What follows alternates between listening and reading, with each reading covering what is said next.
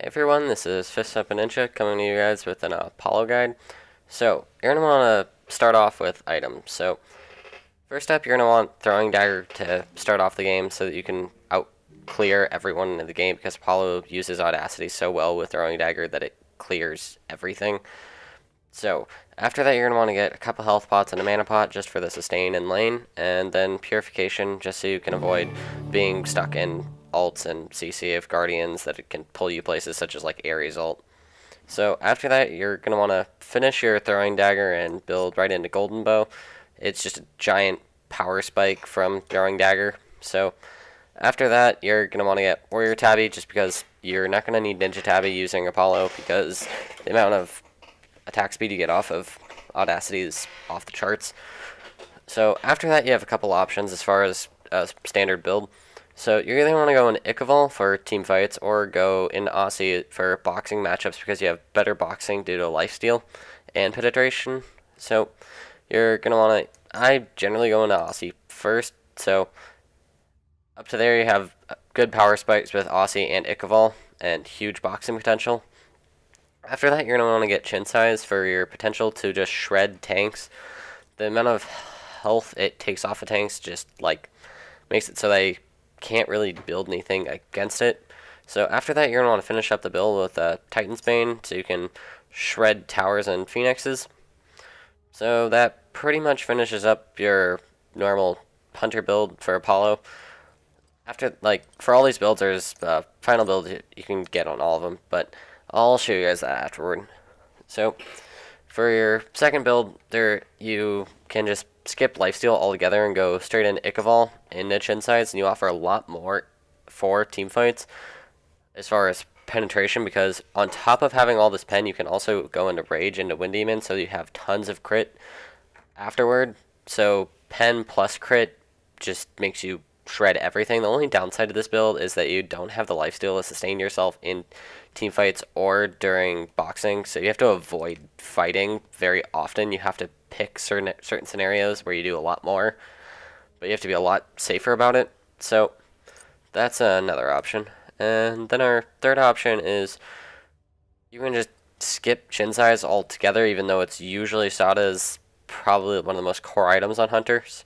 But as far as rank goes, you can a lot of times if a team like just doesn't have like a tanky solo laner, you can just like, for say if they have like a Loki, you can just skip that and go Aussie in Ichaival into Wind Demon and Titan's Bane. And Wind Demon at that point in the game gives you this giant power spike of being able to crit everyone. So you're doing a third of people's healths every time. So Chin Size isn't really too helpful there. So that's your third option as far as super aggressive. So late game, you're going to want to end up selling. Okay, late game, as far as optimal builds, you're not going to want Titan's Bane either. So you have you have Ninja Tabi with Chins and Aussie are always, they go really well together. They provide a decent amount of attack speed plus the lifesteal, and the penetration is insane. And then you have your triple crit core of Wind Demon, Malice, and Deathbringer. Deathbringer making the crit stronger, giving you more physical power from Malice, and just getting more attack speed and movement speed off a Wind Demon because you're always critting. Well, it's only 60% chance, but these three items together, but that's so often that it generally won't end up mattering. So that's how you optimize damage late game. So you're always going to have Purification, but like you can, when you hit level 12, you either have the option of Sanctuary or Sprint. Sanctuary is usually a lot safer, and you're going to want it about 95% of the time, but if you're against something like a Cupid or your team needs a Sprint, where it's easier to just get away from slows and you'll be safe then building in Sprint makes a lot more sense. So that's about it as far as items go, except for Soul Eater is about the last thing. It's the safer option, because everywhere you have Aussie, if you just want to get rid of Pen and just have a giant health spike where if a tank jumps on you, your health jumps up, Aussie makes, or Soul Eater makes a lot more sense, because it's a lot safer, which is why it's more of a defensive option. So, after that, we'll move into abilities. So, you're basically want to max your abilities as far as 1, or 4, 1, 2, 3. You're ult, just the damage is helpful. You're not always going to hit it, but the damage on your other abilities isn't usually that useful anyway because Apollo is so auto attack heavy. So you're going to want to go 1, 2, 3, 4. I'm guessing you guys can just see what the progression is. So I just want to go back and look exactly at what his abilities do. So let's start off with our Audacity, where if you hit 10 basic attacks, Apollo gains his Audacity passive, which for 5 basic attacks, his attack speed goes up by 100%, which is super strong for everything, which is most of the reason why Apollo is seen as so strong right now, and it's very strong with Ichaival early game. So his first ability is So Beautiful, which is just line ability. The only downside is it's not good wave clear because of the successor's enemies taking 15% less damage each hit. So Beautiful is generally good for like poking other gods, even though it's not too strong with the whole wave clear. It can help clear minions when you're under tower also, so you don't have them all push under. So for our next ability, we have Serenade, which is just a Mesmerize with a physical protection buff, which can be very, very helpful. As far as what you can use Serenade to combo with, you can a lot of times dash in, which knocks up the target, and then mez them out, so you have a guaranteed poke with your 1, which ends up setting up a lot of damage, as you can see.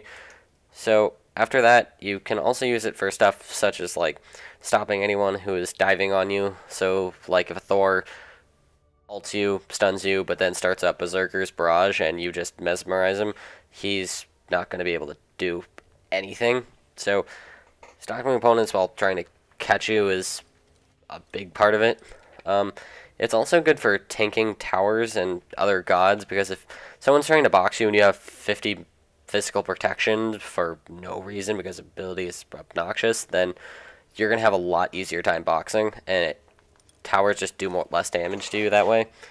So it also goes off to counter many gods. Anything that's like a channel ability or goes off slowly, such like Ymir Freeze, it counters pretty well because it goes off so much faster. Also, like Bastet Cats, it mezzes out and you can run away very quickly. So moving into his third ability, the moves, where it's just a dash with a movement speed buff and debuff that does a little damage, but the biggest part is that it has a knock-up as you're going through it. So it can be used aggressively very well and defensively. So you're generally want to use it to get away or chase down an opponent, mez them out, and then use So Beautiful to just do a ton of damage. Another thing it can be used for is boxing, where someone's on top of you and then you dash through them, they get knocked up, and you get an extra free auto. So that leads us to our final ability, Across the Sky, which is kind of what makes Apollo Apollo. So just a global ability that has a little channel time and does quite a bit of damage if you hit all of the ticks. So Across the Sky is really helpful for Apollo split pushing, because if anyone tries to gank him in lane, he can just ult out, especially if you have wards seeing where they are. Another helpful part of it is the CC immunity, where you can get out no matter what happens just because you have 2 sets of beads giving this. And final part is chasing opponents. It's really strong for diving on them. One other thing is the big damage in teamfights. It's used to be used carefully. And then as a final note, catching an opponent off guard, you can a lot of times ult into lane, and they have no clue what the hell's even going on because like no one generally is going to be ballsy enough to do that, even though it happens all the time. Let's talk about your jobs during different parts of the game. So early game, you're want to look to be aggressive by abusing Audacity. So by doing that, you're going to be using Throwing Dagger to push really hard in lane, and then you want to farm as much as possible using like back camps, boars, and your wave. And then you want to look to take that farm and look to snowball into the mid game and late game, being ahead of your opponent. So as you take that snowball and transition into the late game, you're going to look to force fights with your ults so that you're a man up and you're stronger than your opponent. And you want to look for as much farm as possible, so you still want to be getting further and further ahead as the game goes on so you can secure your win. And depending on your team, if you're behind, you're going to want to still like farm like crazy, looking for those big item spikes. And if you're ahead, you're going to want to show up at team fights and just abuse Audacity as much as possible and force out enemies. And when you transition into late game, you want to look for rotations that you can force by split pushing, where you are taking their tower and they're forced to come defend, and then you have man up in the next fight. And when you're in team fights, you're going to want to look to do as much damage as possible while staying alive, because your life is probably the most important on your team. And then when you're towers and phoenixes, you're going to do is stick on the tower and phoenixes more than other gods, because you do so much tower damage that it's worth losing extra damage. So, into our next section of where to position. So, in lane, you want to be beside the minion wave, out of the range of poke by the enemy hunter and support, but you're going to want to still be able to clear the minions.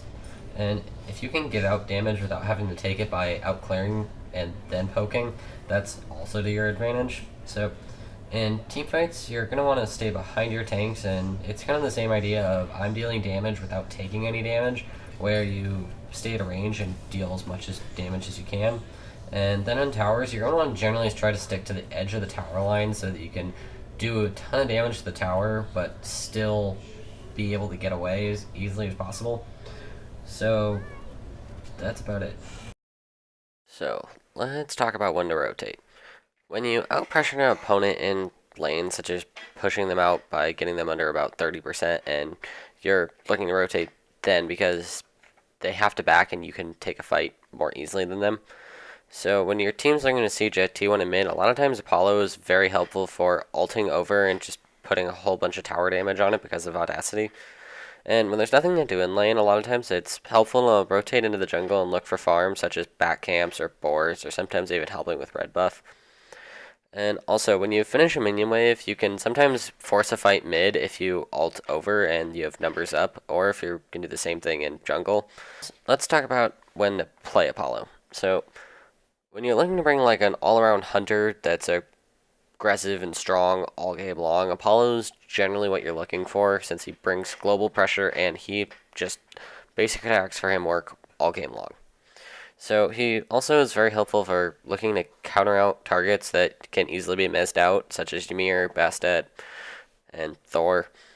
If you're needing split push out of a hunter, Apollo is the best hunter in the game for it, given that he can just ult out of anything.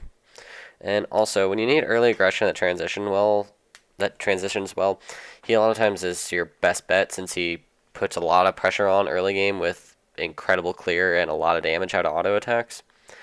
So as far as like the downsides of Apollo, he doesn't bring a huge teamfight ult, even though his ult does a bit of damage in team fights. You can't always use it for that, because if they see it coming, you're just going to get blown up. And he also can get stuck in Odin cage, so if you pick him in the first couple picks, then they can just lock in Odin and you're stuck in a cage. So as far as counter picks, there isn't anything that truly counters him too hard. Hui generally outboxes him if you hit Ricochet, and can be out-pressured by Hui pretty easily. And Apollo still has a decently hard time dealing with Artemis poke and then dealing with traps, because he doesn't have a ult that he really wants to burn on a trap. So that's about it as far as downsides to Apollo. So that's all there is to Apollo. So thank you guys for watching, and I'll see you guys in the next video.